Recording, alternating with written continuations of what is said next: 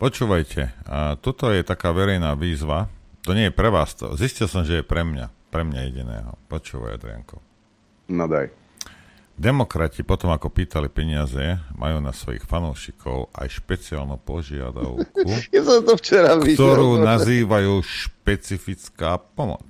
Požiadavku, ako uviedli na sociálnej sieti, smerujú najmä k tým, ktorí majú autosalón, autopožičovňu alebo firmu, ktorá disponuje vozovým parkom.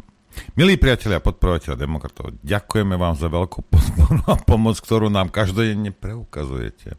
A vďaka vám postupne budujeme z našej strany regionálne silnú a obsahovo relevantnú politickú stranu.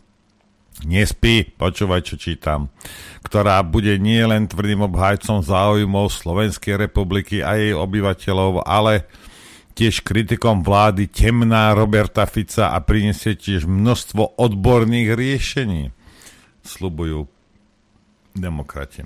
A hneď aj dodávajú, že sa obracajú na svojich obdivovateľov, čo som ja napríklad, s prosbou o špecifickú pomoc, ktorú smerujú najmä k tým, ktorí majú teda ten autosalón alebo firmu s vozovým parkom. Na našu politickú činnosť potrebujeme vozidlo, ktoré vie poslúžiť na prevoz ľudí, ale aj tovaru.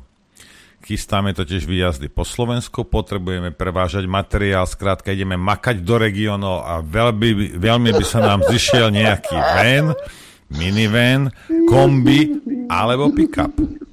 Jednoducho niečo s väčším kufrom. Počúvaj.